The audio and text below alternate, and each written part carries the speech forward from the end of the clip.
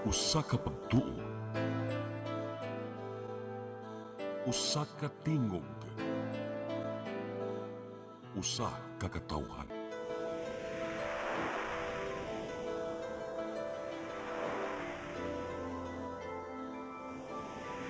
Cebu Catholic Television Network.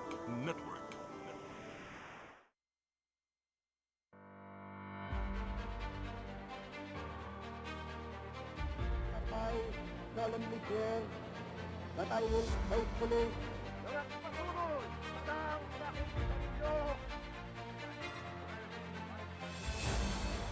If a prosperous and free democracy could be built in the Philippines upon the ruins of war, the prestige of America, and the American way of life.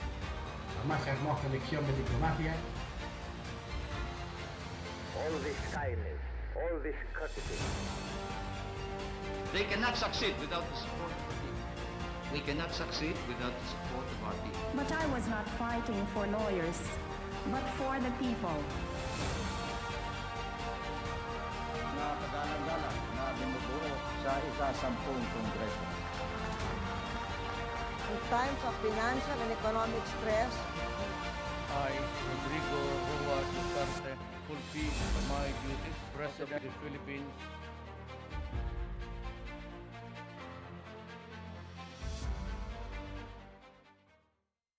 I love you Cebu, I love you Philippines. Kani po si Eric Espina para sa atong programang Politics and Beyond.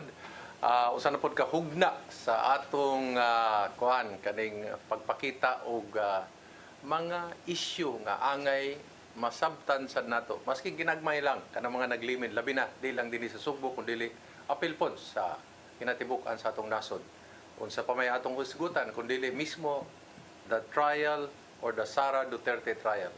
And kung sa Manila, napo sila yung mga resident ka mga political analysts, kita po din sa CCTA, napo tayo resident.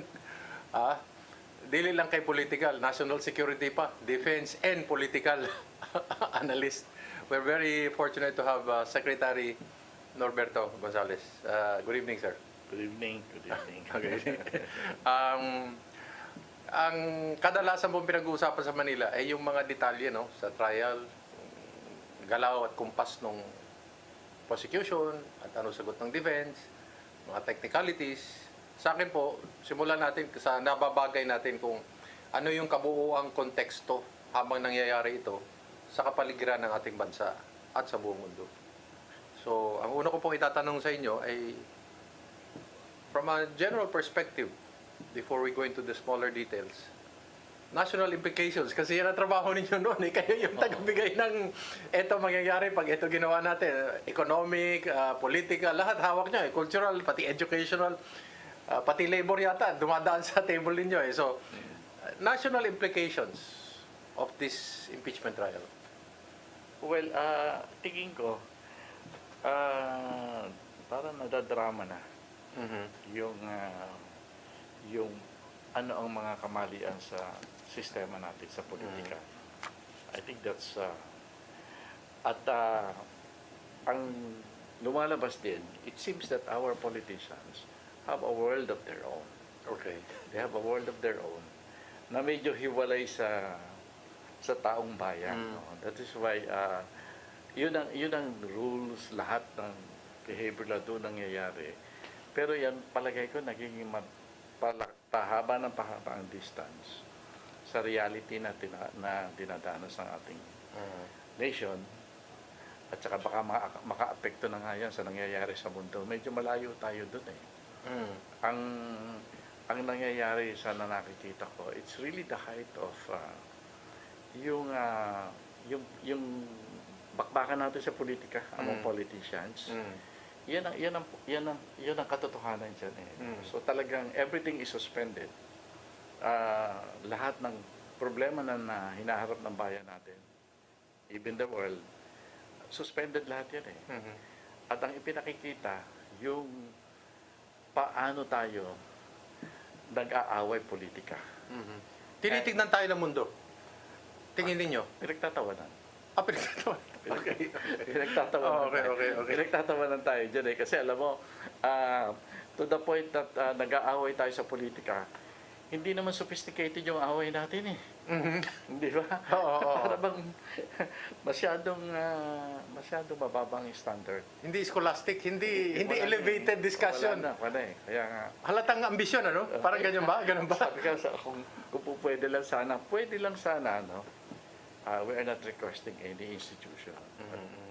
Sana, ayusin muna nila ang standing ng bawat institution na involved dito. Ayusin nila yung kanilang credibility sa taong bayan.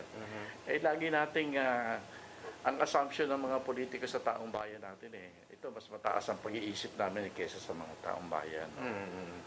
Pero if you go down and talk to the ordinary citizens of this country, disappointed sila sa performance ng ating mga politicians.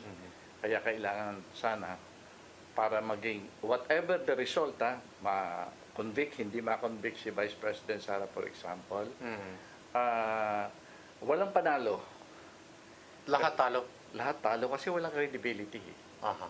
Yun ang ito ako hindi mailulusot nila ito in terms of technicalities, no, pero credibility na talagang paniniwalaan ng taong bayan mahirap.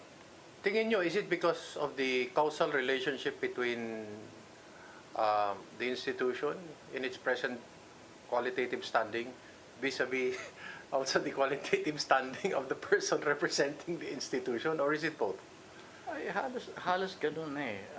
Lumalabas kasi that given our the size of our population, given what's going on in the world, parang hindi na fit yung ating political system.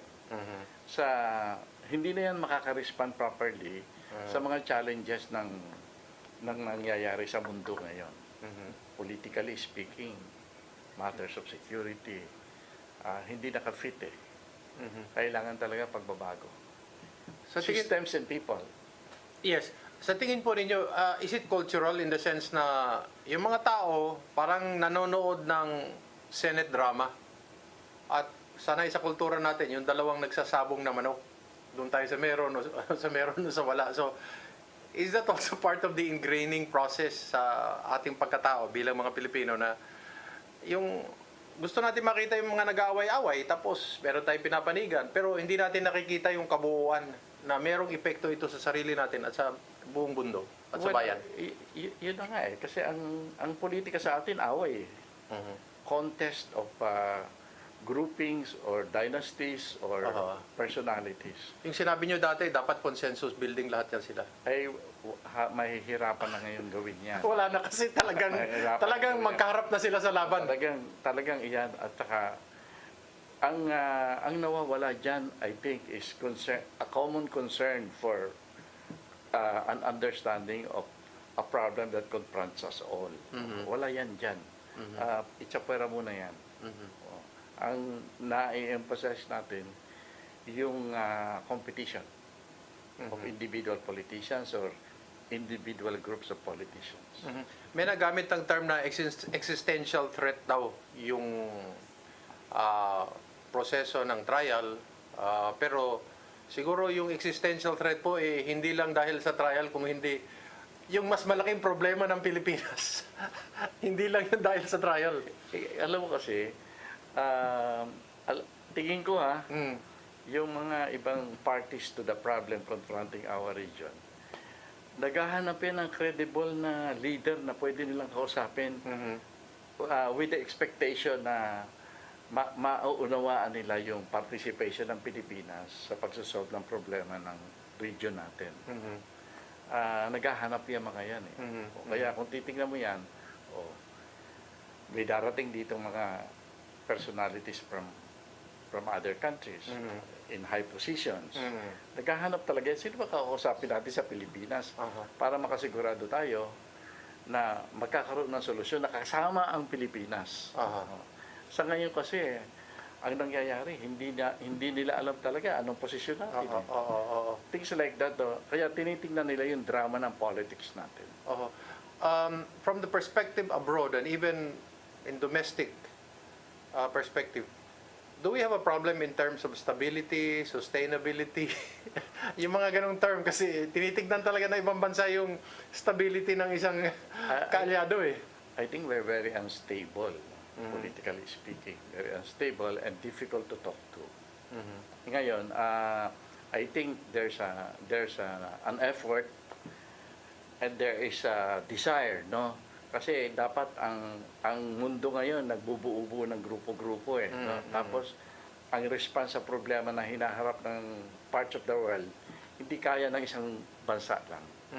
Kaya kailangan magsama-sama. Ngayon, who will represent the Philippines? Who is representing the decision of our people? Wala yan eh, sa ngayon. In terms of yung nabanggit ko pong national implications, what should the Senate be actually focus on in terms of graduated scales, no? Kung alin ang mas mabigat, dapat sa panahon na ngayon, tumutok sa impeachment, sa accountability, or merong mga nakaabang pa na hindi napapatuloy ng mga programa ng gobyerno dapat na yun ang dapat tutukan? Sa tingin niyo? Well, ako, yung economy natin, malaking problema yan. No? Mabuti na lang, magagaling ang mga businessman natin. No? That we have certain interest in business na medyo eksperto. Kaya naayos pa nila yan. No? Otherwise, magkukulaps ang economy natin. Kasi wala tayong ginagawa. Ang alam natin, magutang eh.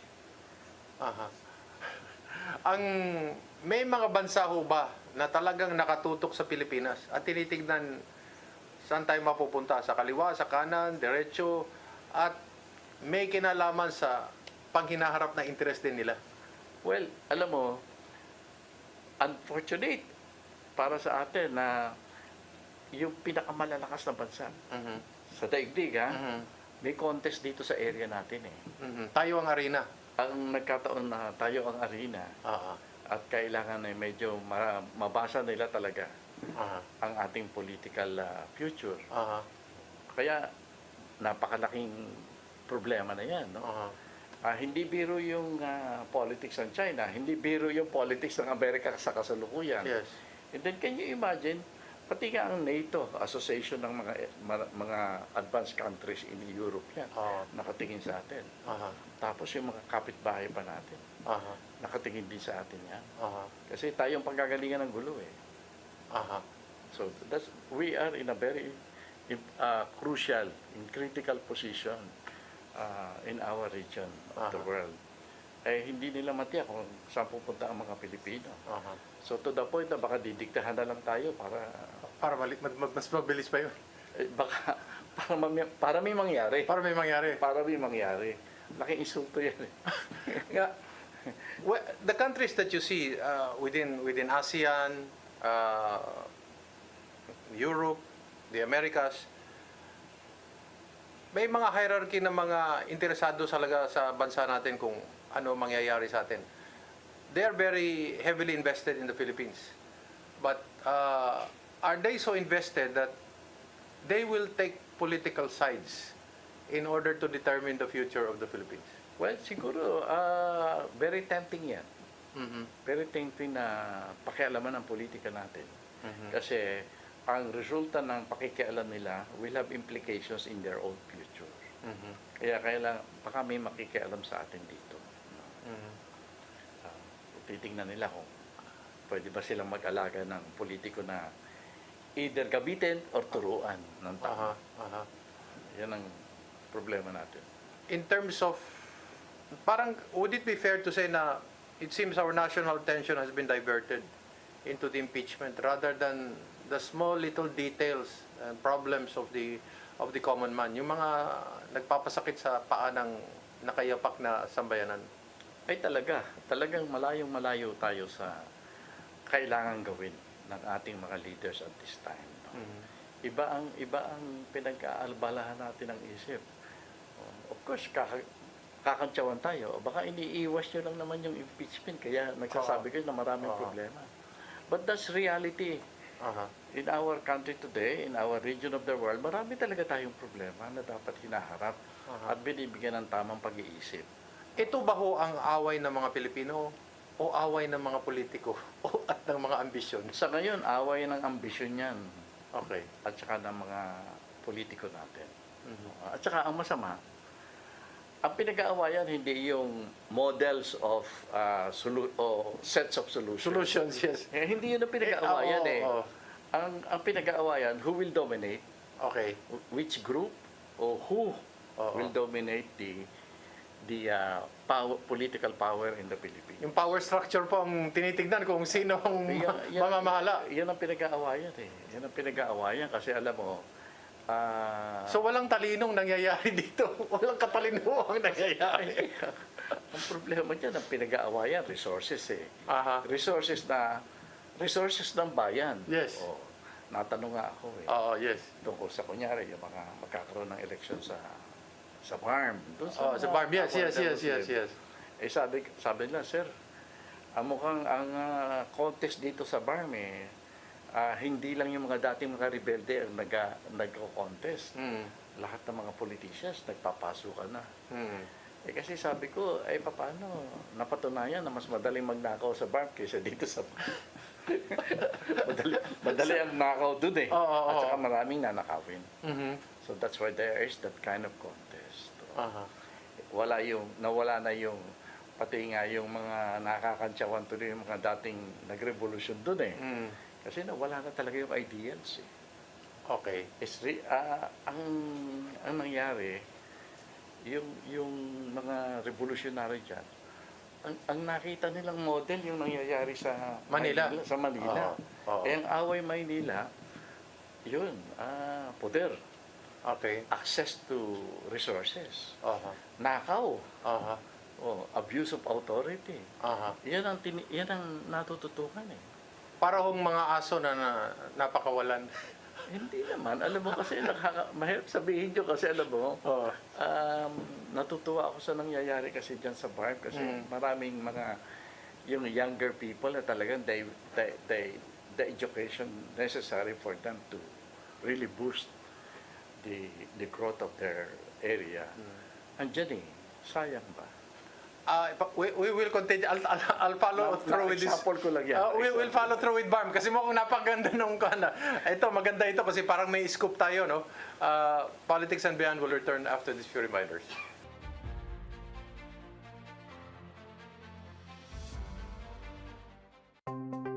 Discover the beauty of the Philippines.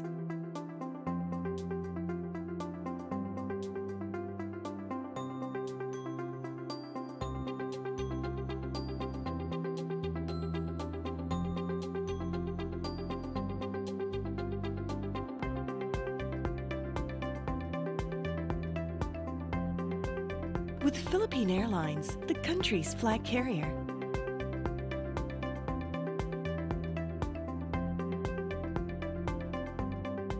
The airline that lets you feel the warmth of the nation.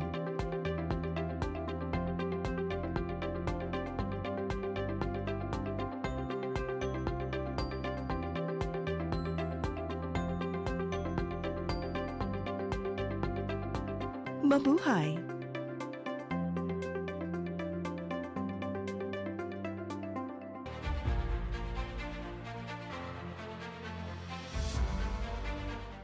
Nagbalik na punta sa atong programa Politics and Beyond. Ako gihapon si Eric Espina, kahinabi o ka-istorya nato si Kuan, Secretary Norberto Gonzales. You mentioned as a sidelight the BARM. Are they affected? Are the local Filipino Muslims affected? Are the leaders themselves affected? Are the traditional politicians and the former rebels uniting, or are they taking sides on the impeachment case? Well, ang dilemma, ang dilemma of politicians and even rebel politicians in BARM is that BARM is in Mindanao. May preference sa particular side ang Mindanao So nahihirapan sila ngayon dyan. Kasi ang may hawak naman ng resources is of course Malacanang. Yes. Nagkataon lang na yung Mindanao is siding with a particular politician that is really from Mindanao.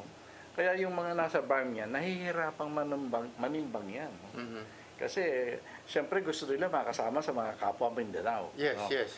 Kita mo naman ang sentiment ng Mindanao Oo. is favoring the Vice President. Yes, yes, No? yes. Pati ho yung mga, you're really talking about BARM, ha? That's Barm your is- assessment. Barm is Mindanao, no? Oo. So, leaders there and politicians there Tend to gravitate towards the Vice would President. like to gravitate. However, Because of an election and because of the that resources, will be determined By by the resources of those against the Vice President. Mhm. And hindi lang yan resources.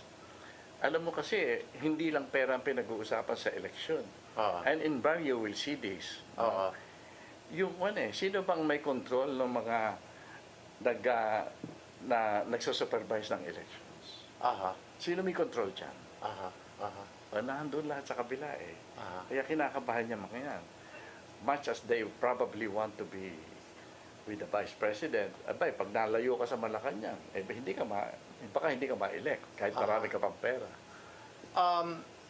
Do you see, final question kasi this is Dahil just nalayo tayo. sidelight lang ito, no? This kind of effect on the BARM elections, is it bringing the old rebels, the new politicians, those who are speaking for Malacanang, and yet actually maybe deep down inside there for the Vice President, it puts them in a very difficult situation. Yeah, but plus the fact that, it took the national government decades, no, for the contest in the BARM to be democratic rather than the use of arms. Tagal yan, no? Ngayon, napunta na sila sa democracy. Gusto na nilang magkaroon ng mga elections. Ganun. Pero what kind of election? Yes. Are we showing them or giving them as a model? It is in contradiction to all the ideals that their fathers fought for. Okay. Kaya malaki ang dilema ng BARM eh. Baril pa rin buho ba ang problema dyan? Pera? No election? Alam mo, marami pa rin baril sa BARM. Oo. No. Marami pa rin mainit ang ulo dyan. Marami pa rin nagsasabi, tingnan nyo, nagdemokratic kayo. O ano ang future? Anong nangyari sa atin? Hindi lang pera ang pinag-uusapan eh. Kundi yung kultura natin. Paninindigan natin. Yung paniniwala natin. Nalusaw Sa pera. Nalusaw yan. Nalusaw sa pera. Kaya pinagtatalunan natin dito. Kung sino ang mas maraming mananakaw. How did we begin the revolution in the first place? So to cut short, ito, I'll make the end result right away. You're saying, in effect, the old rebels are going to be the new traditional politicians. That's what we're saying. Ganun na, napipilitan eh. Napapunta na doon. Kasi yun ang rules eh. Alam mo kasi, ano ba pamamara para manalo tayo dito? Wala kang ipinakikitang tama eh. Okay. Ano yan, gagawin mo? Siyempre, pag may nakausap na matino, sabi, alam mo, sa totohanan, okay kami sa sinasabi mo eh. Pero, yung sinasabi mo will not elect us into office. Things like this are happening. Kaya yung mga young people kaya ako, sana habang maaga, i-resolve na natin yung problema natin sa Luzon. Kasi ang binibigay natin mga modelo sa mga kabataan natin, palagay ko hindi lang sa BARM, ay yung bulok na pamumulitika. Yun ang ipinapakita natin.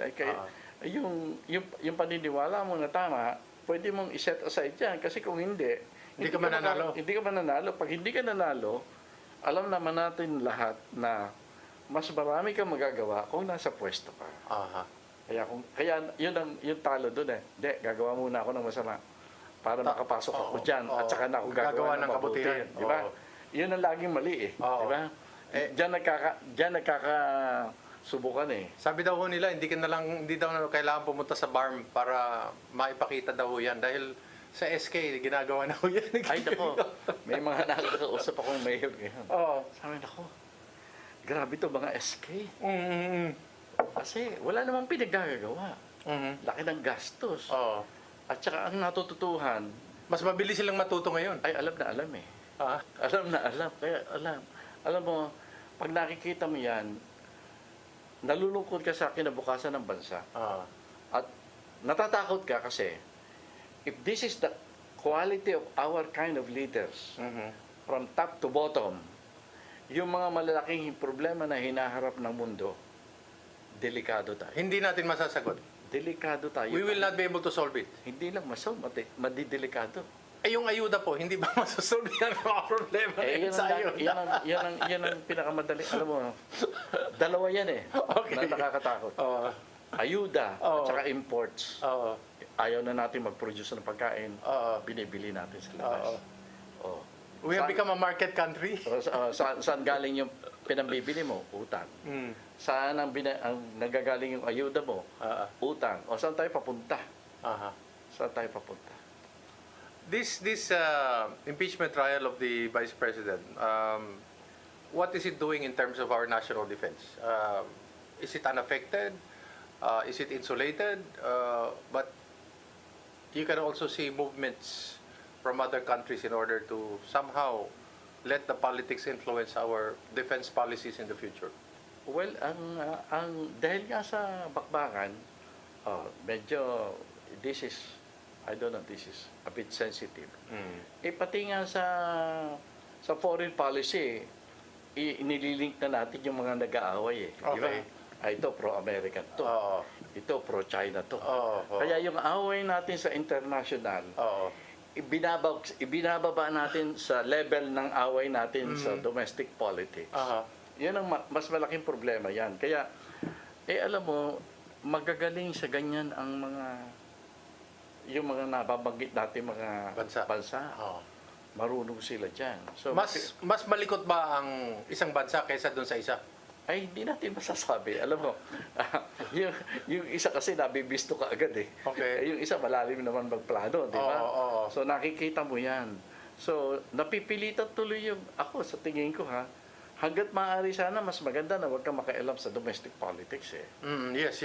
Mas maganda sana yan. No? Pero nakikita mo na kailangan yata pakialaman Di ba? Kaya, kung makikinig ka sa mga chismis ngayon, may chismis tungkol sa itong nagdaaway na dalawa na to. Yung isa, parang pabor to sa isang bansa. Itong yung kalaban naman, parang namamangka sa lahat ng ilog. So, hindi mo alam kung paano mangyayari yan. And then, there's another level of chismis na outside these two, outside the major contenders of the conflict, may nagsasabi, ay, may lumalabas na bagong paborito ng isang bansa. Yan, tinitingnan na din yan. Tinitingnan. Ito, paborito ng isang bansa. Paano papasok yan? Ito, dalawa na to, popular ito. Ito, hindi masyadong popular. Hindi popular. Matalino lang. Matalino. Ano ngayon ang gagamitin yan? Nung araw, ang kinakatakutan, revolusyon o armed conflict. Ngayon, baka martial law. Okay. Mga ganyang bagay, pinag-iisipan. Nakikita ngayon lahat yan. You mentioned a very interesting word. Medyo compromised po yung sistema, yung credibility lalo na. So yung resulta po nito, if the system or the individuals involved here are already compromised by their very actuations, if you take the entire history of their politics, and then the system has a questionable or credibility problem, nationally, will this unite the Filipino people when the result comes out, or will this further divide us? Ang tingin ko kasi, there is no universality of support in any of the parties involved. Kaya mahihirapan kasi, if this is not managed properly, yung resulta hindi mag-solve ng problema ng conflict. Maghahati pa sa bansa. Dumating na ba po tayo dun sa punto na masyado nang malalim yung mga sugat, yung galit, na mas mabuti na itong isang demonyo kaysa dito sa isa? Yung parang gano'n na lang ba? I'm simplifying this, no? Pero mas gusto nila dun sa isang kay Satanas kaysa sa isang demonyo. Parang ganyan na. Ang nagiging problema natin dyan, the essentials of the possibility of us becoming first world, for example. Yes. The possibility of being a united people. Yun ang nasisira. Aha. Yan ang nawawala. No? Aha. To the point that wala namang magagaling mag-organisa ngayon sa taong bayan natin eh. Yes, yes. Kaya there's no unification happening. Aha. So, nangyayari, lalo na ngayon dahil sa social media, kanya-kanyang opinion yan eh. Aha. So, kung wala talagang unifying activities or influence, lalo lang tayo magwawatak-watak dyan. At mas marami pa mag-aambisyon pumunta sa abroad. Aha. Ayan, ang nagiging prevailing mood ng mga tao natin, yung lalo na yung nakakaangat ng konti, ay bahala na kayo dyan. So, abandonment. Ang isa sa mga objectives po ng isang impeachment ay sana'y pagkatapos lumabas sa resulta ay magkaisa po ang taong bayan, and then hindi naman lahat will be on board, pero at least merong some kind of a consensus and then healing process. Ito po, will it worsen? Whichever way turns out, mas lalalim ang galit. Tingin ko mas lalalim ang apathy. Okay. Mas lalalim ang apathy. At saka masisira ang mga reputasyon, even our most fundamental institutions. Aha. Kasi dinadamay eh. Disillusion? Kaya apathetic na lang, ganun? Hindi, sabihin na, hindi. Pamilya na lang natin ang intindihin natin. Totoo yan. Palagi ko nadidinig yan. Pamilya na lang intindihin natin. Ang problema, kapag ang individual citizens started thinking only of family and not thinking that what is good for the family can actually be solved by a united action of a people. Hiwalay-hiwalay yan. Kaya nangyayari dyan, makikita mo ang mga citizens natin parang pinapasa nila ang mundo. Ganun kahirap ang pagdadaanan nila para mabigyan ng magandang kinabukasan yung mga families nila when in other countries of the world things are easy. Okay. Yung mga pinoproblema natin dito, kung mabubuo lang tayo bilang isang bansa at magkakaroon tayo ng mga tamang politiko at mga leaders, easy lang yan eh. Yes. Pero it's so difficult for our individual families. Ang ganda Especially sana, the common one. ang ganda ho na simula, di ba? Unity team sana ito. All about unity. Naging disunity mo ang nangyari. Kasi alam mo kasi, ang mahirap dyan,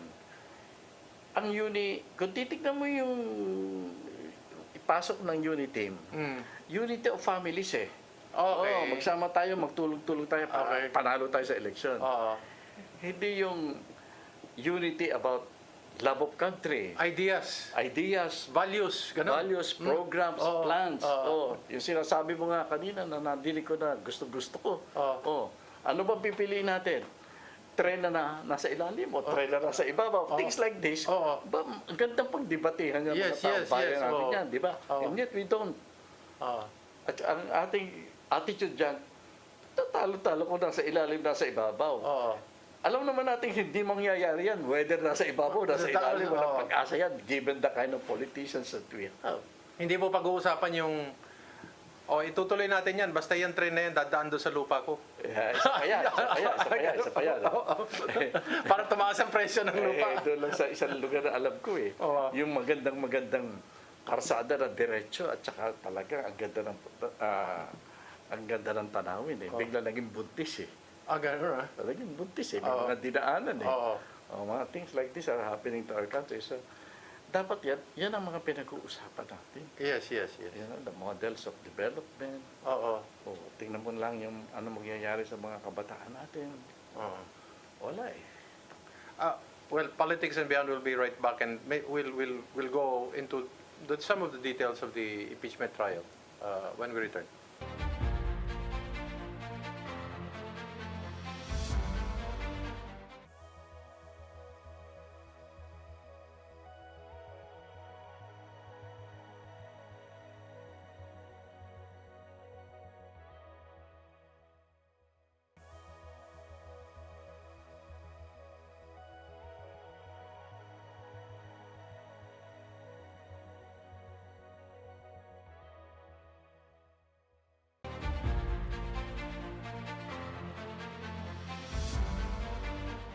Okay, you're back with us in Politics and Beyond. We're still talking to Secretary Norberto Gonzales. Focusing on the impeachment trial Mr. Secretary, I'd like to find out the issue of the words like selective justice has come out, no? Selective justice, pinipil, may tinitignan daw yung katarungan at hindi dinadama yung dapat madamay. Kasi mas malaki yata yung hindi dinadamay kaysa yung nadadamay. So, gano'n na lang pagkapunto, no? So, Kasi alam mo, makikita natin yung mga diferensyang ganyan. If we review a little bit, yung mga dapat sanang mangyari para maging credible yung nangyayaring impeachment. Number one, marami namang nagdududa sa Senate per se as an institution. Dapat ayusin natin yan. Can you imagine, pinagtatalunan nyo, 16 ba yan o 14 ba yan? Oh, yes, Kasi nga, bawas ng bawas. Ako, fundamentally, ang dapat una natin gawin dyan, i-restore natin yung 24. okay. Restore mo yung 24. Yung mga talagang kaso na tingin natin na may probable na may reason naman. Hindi. Tumabi muna sila. Mag-special elections. Special elections. Kasi Para nasa maging- batas yan eh. Para maging 24 ulit. 24 ulit, oo. Para kung ano yung tinitignan natin na, hindi natin iniisip yung special election o yung restoration of the credibility of the Senate. Ang pinagtitingnan natin, paano manalo kahit 13 lang tayo. Mga ganun eh. Talagang hating-hati. So I think, walang mangyayari sa impeachment. Number one, ang impeachment, sa taong bayan, wala credibility yan kung hindi mo aayusin muna yung institution. Kaya, anong mangyayari after? Nothing. Yan ang nakikita ko dyan. Walang credibility, kaya hindi mo magagawa yung... Kaya, ano bang mangyayari after the impeachment? Naitsapuera lang yung isang politiko sa away, no? Natanggal mo na. Hindi sinama yung isang bata maglaro dito. Kaya nga. Ano na siya? Yun lang naman ang mangyayari. What is the impact of that in the country? Magkakaroon ba ng people power? Magkakagulo ba? Wala nga kwan eh. I do not think that there is universality of support. Kahit pa nagtataasan yung mga ratings, hindi makakabuo ng kwan eh, ng yung dominance actually. Either side will not. I understand what you're saying. Parang walang, well, the Americans say there is no mature person in the room. That's what you're saying. And parang there is no grandfather na lahat ng mga apo ay pwedeng akuin, ano? Parang ganyan ang sinasabi ninyo. Wala eh. Pagka, whatever the result of this, walang resulting unification na mangyayari sa bansa. Hindi tayo nakakatiyak kung gaganda ba o hindi ang buhay ng Pilipino after this. Will it become violent? Iyon medyo hindi ako masyadong sigurado dyan. Okay. Kasi for some reason, yun nga, because of decades of efforts towards what we call as peace, parang nawala yung violence. Okay. Nawawala yung violence eh. Kaya ang nangyayari, total naman, okay na to, yung bakbakan sa politika natin, okay na, is equally thrilling, equally destructive. Di ba? Talagang gusto mong durugin yung kaaway mo, pwede mong durugin. Personalan na to eh. Personalan na. Ito, yung nangyayari lang sa impeachment, durugan na to eh. Pati yung bago ngayon, yung dalawang senador, personalan na din. Wala talaga. Kita mo na, it is equally violent as a violent revolution eh. Ang nangyayari sa atin. Kaya maybe we don't need the violence that we are talking about, no? So kasi there's enough violence to satisfy the violent inclination of individuals. No? I will ask this of you, no? The impeachment trial came about. It was the president who said, "Mahiya naman kayo," and then this impeachment trial proceeded. Why are his numbers going down? And why is the accused? Why is the numbers of the accused going? Well, I'm trying to wrap my head around it, just trying to understand further. Bakit ganyan? Kasi alam mo, ang pinalalabas nila sa impeachment para maipakita ang katotohanan. Okay. Walang katotohanan lalabas dito. Okay. At hindi katotohanan ang magiging basis kung sino at mananalo at matatalo dito. Because this is really politics at its extreme. No? Okay. Yan. So wala yan. Hindi yan. Kaya ganyan ang taong bayan. Kaya bakit bumabagsak? Ang hinahanap ng taong bayan, yung katotohanan. Ang katotohanan, Wala dito. Kung ang pag-uusapan ay yung tunay na problema, like pagnanakaw, Oo. plunder, Oo. katakot-takot na utang, Oo. alam naman nila na hindi kasali sa pinipilit ng mga sa impeachment process na hindi isali yung alam ng taong bayan. Na dapat kasama. Na dapat kasama. Yun ang dapat pinag-uusapan. But impeachment is not the methodology of resolving that problem. Aha. Ang dapat dyan, eleksyon kung kinakailangan demokrasya. Aha. Dapat, tumawag na tayo ng special elections. Kasi nagbabakbakan dyan, binubugbog mo yung isa. Marami nagbubugbog dyan. Yung mga nagbubugbog, hindi naman para bugbugin lang yan eh. Bugbugin natin ito para wag mabisto yung ating ginagawang mga masasama sa bayan natin. Actually, the impeachment is a cover-up. Okay. Is the impeachment more a how to manage not the impeachment trial but to manage the expectations and the varying motives of everyone? Alam mo, the only example I could see is the impeachment of Chief Justice Corona. Grabe yun. If you really went into yung blow by blow na pag-impeach kay talaga ang taong bayan natangay. Wow! Ganun pala. Hindi. Marami kasing may gusto. May acquit si Corona. Chief Justice Corona. There's an injustice there. Kitang-kita. Uy, acquit. Tapos nag-eleksyon. Talo. Bakit natalo? Dahil sa pera. And that is known. Ngayon, ito na naman. Pinipilit na ma-attract yung attention ng taong bayan dito dahil pera. Sa process na to. Pero in the end, alam na naman nila kung ano resulta nito eh. Pag sinabi nyo alam nila ang magiging resulta ninyo, sa pagkaalam ninyo, tapos na boxing? Tingin ko. Tapos na pa lang, tapos na. Tapos na? May 16 na sila? Baka hindi lang. Lampas 16? Baka lumampas pa sa 16 yan eh. Alam mo kasi nung panahon ni Chief Justice Corona, ang nababalitaan natin doon, 20 million, 50 million, 100 million. Ngayon, bilyonan ng pinag-uusapan. Bilyonan ng bigayan. Ewan ko lang kung true or false yan, di ba? Hindi natin alam, pero pinag-uusapan lahat siya. What you're saying, sir, is that it happened in the past? It happened in the past. And that could be a reference point? If you go by, kung ika nga, sa mga ordinaryong taong bayan natin na nakikipagbakbaka, strategy ang tinitignan nila. Kahit na simpleng tactic lang yan. Nakita mo nang ginawa yan noong panahon ni Chief Justice Corona eh. So, ganyan din ang nangyayari. So, alam natin. It may happen again. It could happen again. At a higher price. Yung kay Justice Corona, when may mga kaibigan din tayo doon, nagsabi, nung simula, they were so confident because they had 13 senators already. Biglang naiwan, 3 lang naiwan sa kanila, si Miriam, tatlo lang, si Bongbong pa nga, voted against the impeachment. Alam mo yan, tignan mo yan. Kaya nga, ang nangyayari kasi ngayon, kaya medyo nagiging boring na kaunti. Kasi puro mga private practitioners yung kinuha nila, nasanay sa korte natin. Korte, talaga. Yung klase ng korte natin yan, sanay yung mga nandiyan. Yan ang nakikita ng tao talaga. Tiniteknikal lagi Technikalan, when the issue is political.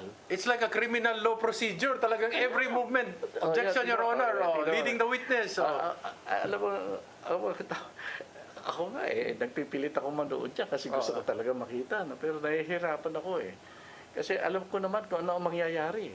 Tapos na? Sa tingin ko lang. Sa pagkaalam ninyo, sa mga pagkipagkwentuhan ninyo?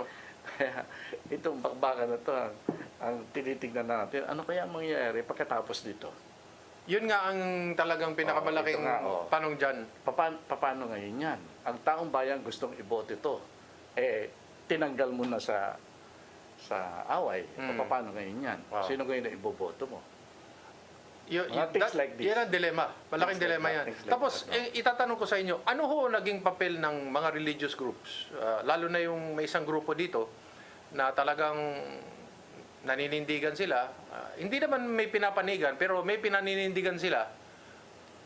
Makakatulong ba sila sa diskusyon sa ating demokrasya, sa kalayaan? Alam mo, this is very, very sad. At saka masakit sabihin. Pero mukhang ang ating mga ibang, hindi karamihan palagay ko hindi. Yung mga nag-aaktibo lang dito, mukhang natatangay sila ng istorya na binubuo. Okay. Natatangay sila. Na ang tingin nila, oy, kailangan ituloy ang impeachment. Aha. Bakit? To find the truth. Aha. But this impeachment is not about the truth. Aha. This impeachment is a power struggle. Yes, yes. It's a political contest. At Oo. its dirtiest. Aha. No? Aha. Yan eh. Sana makita yan. Kung truth ang pag-uusapan, wala dyan. Aha. It will not surface there. Aha. Kasi lahat ng ilalabas mo dyan may questionable aspect. May katuturan pa ho itong mga protest, malakihan. Sabihin na natin kahit 100,000, 200,000, mangyayari yan dito sa papalapit ng SONA and as the impeachment drags on. No? Ano tingin po ninyo? Will this have an effect? Or wala lang, they'll just weather through it? Alam mo kasi, ang lumalabas, itong mga protesta, they're admirable, yung mga tao na yan. Nagpipilit talaga na magpakita. Walang resolution kasi. It will not be resolved. Kasi ang talagang question na ba, ang question na talaga na dapat ma-resolve ng contest, whether it's through protest, through rallies, through cases, etc., is mapapalitan na ba ang gobyerno o hindi? That's the question. Pag na-impeach, kunyari sa Vice President Sara, will this lead to a new government? Sa mature democracies, kung gusto mong maayos ang problema ng bansa, pinapalitan mo ang gobyerno. Kung natanggal si Vice President Sara Duterte, may sa nadidinig ninyo, meron bang naisip na Vice President na ituturo? Merong mga 2-3 kandidato? Kasi di ba by appointment po yan? Alam niyo yan sa panahon ni GMA, ganun. Ang mangyayari dyan, natanggal si Vice President, mayroong ipapalit. Ang mangyayari na lang dyan, ma-strengthen yung nanalo. Okay. Consolidation. Ang diferensya, yung nanalo, hati din. Okay. Kasi, kaya sila nagkakasama-sama dyan, lahat yan may mga ambisyon na... Oo, nagkaisa sila sa ambisyon. Sa ambisyon. Kaya, ang mangyayari dyan, mag-aaway-away din ulit dyan. Okay. Kasi, ewan ko kung anong forma yan. Kasi, for example, nobody wants to mention the president. Nobody. Oo, parang hindi kasali. Hands off siya, hands off. Pati itong mga religious leaders natin. Bakit hindi nyo kinu-question tunay na pinanggagalingan ng corruption? Saka na kasi makakagulo sa bayan yan eh. Isa-isahin natin ang paghanap sa katotohanan. Tama ho ba itong pananaw ng iba? At naitanong ko to sa ibang tao, no? 2 points. Mabuting sumama na lang ako sa grupong yan kaysa doon kay Duterte. Kasi si Duterte, ganito, gano'n, ang daming sabi. Isa yan. Pangalawa, meron namang ibang grupo nagsabi, Sir, bakit ang gulo ng bansa natin? Idaan na lang natin sa halalan. Malapit na naman eh. Hintayin na lang natin. So, those 2 points. Ako naman kasi, yung hintayin yung halalan, nanghihinayang lang ako kasi hindi tumitigil ang pagnanakaw. Tuloy-tuloy. Tuloy-tuloy at probably itotodo pa. Kasi pag iniintay mo yung election sa 2028, mag-iipon ka talaga ng panggastos dyan eh. Dadayain mo yan at bibilin mo yan eh. Bibilin mo lahat. Kaya yan ang nangyayari ngayon. So lalakas pa ang nakaw. Ang average na ninanakaw natin is more than 1 trillion per year. Okay. Ay may 2 taon pa eh. Aha. Di dagdag pa yan sa uutangin natin. Kasi ang ninanakaw natin, utang pa, yun ang masakit dyan eh. Di ba? Yan ang tingin ko. At saka kung... Ay, yung binanggit ko po kanina na yung grupo na ayaw, sinasabi nila, hindi, doon na lang ako doon sa isang kalaban kaysa dito sa mga, kasi mas masama ito. Kasi ang pinagpipilian, dalawang group, yan ang pinagpipilian, pare-pareho naman ang ginagawa. So, mahirap talaga yung ganyang bagay. Ako sana naman mag-isip na, hindi pa ba tayo nasusuka? Pardon the word. Hindi pa ba tayo nasusuka sa nangyayari sa politika natin? Pwede ba naman mag-isip tayo ng ibang pamamaraan para magkaroon naman tayo ng talagang natatanaw na pag-asa o natatanaw na pagbabago? Walang gumagawa niyan. Talagang pinipilit na lahat pumasok dyan.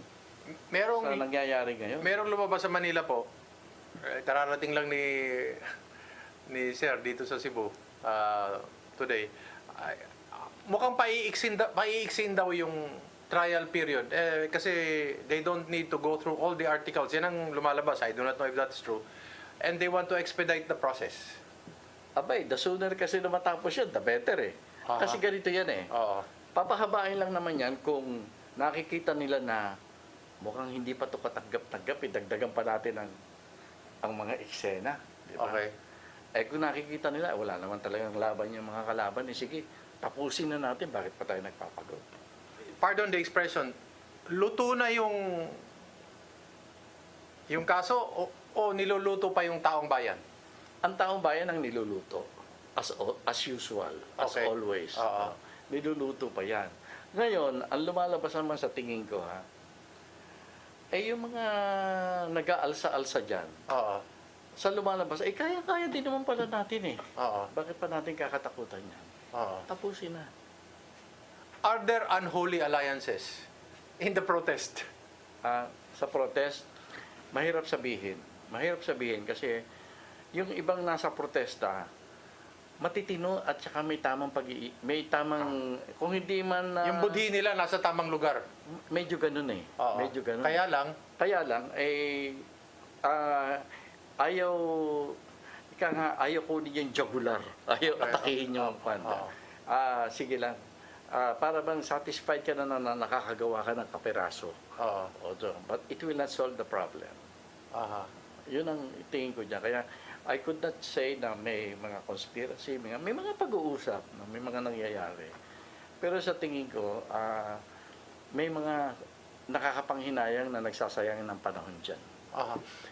You have been able to advise presidents, no? So I would ask you, what would be, if they sought your advice, what would your advice be to the religious sector? Ganun na lang pagkasabi, religious sector, para it cuts across. Alam mo, honestly speaking, ang hirap mag-advise ngayon. Bakit po? Para bang wala kang mabibigyan ng advice na magtatagumpay. Wala eh. Kahit pakinggan na lang po natin, I think that would be enough success for the meantime na at least may nakadinig at baka sakaling kasi alam mo, for example, may influence in the Catholic Church na gusto nilang maging katulad ng Iglesia ni Cristo, for example.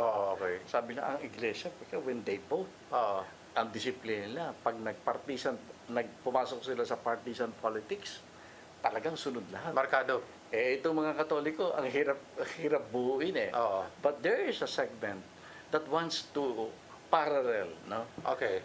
The partisan political influence of the Iglesia ni Cristo. To me, that is a pursuit that is in the wrong direction. Magkaiba talaga yan eh. Hindi ko sinasabing mali yung ginagawa ng Iglesia. Basta magkaiba lang sila ng pananaw. Magkaiba yan eh. Magkaiba yan eh. Tsaka fundamental sa teaching ng Catholic Church. Yes. Yun. Binibigyan mo ng laya ang bawat membro ng Katoliko na magdesisyon. We do not hear anything about the kingdom of Jesus in all of this. Parang tahimik sila. Or are they participating quietly? Sino kingdom of Jesus? Yung kay Pastor Kibuloy. Kay Pastor Kibuloy. Ay, nakakulong si Pastor Kibuloy eh. Yung mga tao niya, with more reason, dapat gumagalaw sila. Bakit? Pero parang tahimik. Alam mo, ang nangyari sa grupo ni Pastor Kibuloy, yung religious aspect medyo na nag-die down eh. Okay. Tingin ko Pero SMNI is one of the outfit na talagang malaki. Naninindigan. At malaki ang impluwensya ngayon sa taong bayan.